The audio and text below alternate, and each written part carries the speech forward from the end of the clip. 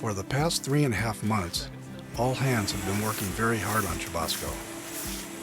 We have been systematically working out towards the ends of the boat, removing planking, and replacing deteriorated frames. We have to be conscientious and careful removing the frames.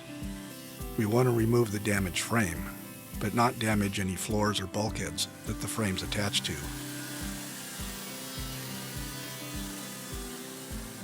As we move towards the ends of the boat, the bevels on the frames increases. When a boat is built with steam bent frames, the steam bent frames are bent in two directions. The frames are laid against the rib ends and bent to the shape of the hull. At the same time, they are bent fore and aft so that they line up with the station line. If a structural bulkhead needs to be fit against that particular frame, the side of the frame is beveled. This reduces its dimension and weakens the frame. With the new laminated frames, we can rectify this problem. By laying a flexible straight edge onto the frame, we can measure how much shape fore and aft that the frame has. We then add that dimension to the width of the frame we're going to laminate up. The new wider frame is then placed on a flat surface. With wedges, we tip the frame so that the outside is at the correct bevel. With an adjustable scribe, I scribe a line all the way around the frame.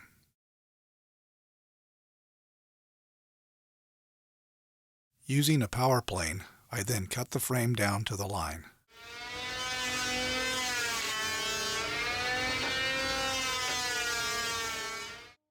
I then turn the frame over and lay the milled side back down on the flat surface, and transfer a mark onto the other side of the frame. I then power plane that side of the frame down so that both the fore and aft sides of the frame are parallel. The new frame is full dimension and fits flat up against the bulkhead with the correct bevels for the planking and the ceiling. One of the other little challenges we ran into was some of the frames were cracked about halfway through on the outside at the turn of the bilge. We absolutely did not want to have to remove any of Chubasco's topside planking. After all these years, it was still in very good shape. The fasteners are almost new and show no signs of deterioration, and the plastic resin glue that was used to glue the layers of double planking together above the waterline is still in good shape and holding. Brian had mastered the art of removing stubborn fasteners without doing any damage. By using pattern guides, some special tools, and long sawzall blades, Garrett was able to do the scarfs up behind the planking.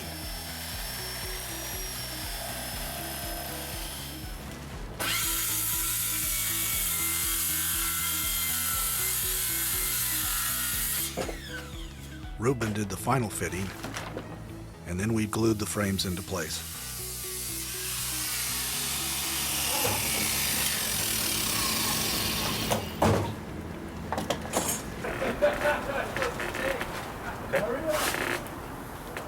We use a structural epoxy to glue the scarves together, and then a polyurethane adhesive to bed and glue the bulkheads and floors to the frames. I think I watched all your videos and liked them all. Some of the wooden floor timbers couldn't be saved. There was just too much saltwater damage. We were in some luck though. The fasteners were still in good shape. By doing some pretty elaborate cutting and fitting, we were able to fit and assemble new floors around the old fasteners. We found that it was much better to use a polyurethane adhesive to glue the floors together. They give us a nice long working time for assembly, and because the urethanes expand when they cure, it's a sure water seal around the bolts. Some of the old floors that weren't that bad that they needed to be replaced, we reinforced with fiberglass laminates. The floor-to-frame connection on Chubasco is very important. There's 30,000 pounds of lead ballast that these fasteners need to control. The original floor-to-frame bolts were 1/2 inch. This puts a series of large holes into the end of the frames. This little engineering faux pas troubled the boat until 1982, when I engineered and installed outside keel strapping. It really wasn't necessary to drill big 1/2 inch holes through the new frames. Today, with modern glues, we can glue the frame to the floor, and this gives us the shear strength we need. The bronze floors needed to be mechanically fastened and had already been drilled with 1/2 inch holes.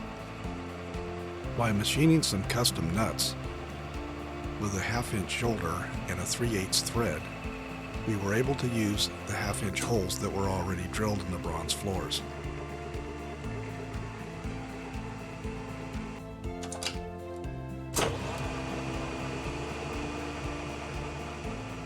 This gave it as much shear strength as using 1/2 inch bolts, while only using 3/8 bolts through the frame.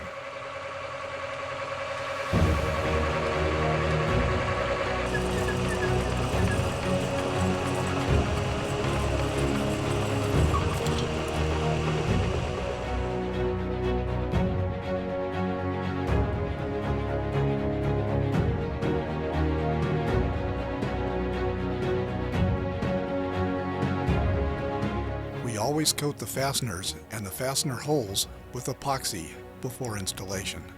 I have found that this insulates both the fastener and the wood against saltwater intrusion. It protects the fastener from acids in the wood and the wood from the oxides from the fastener.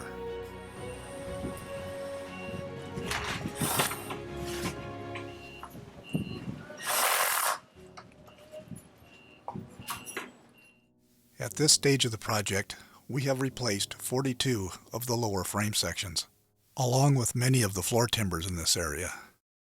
We now can do the final fairing of the frames and get started with the planking.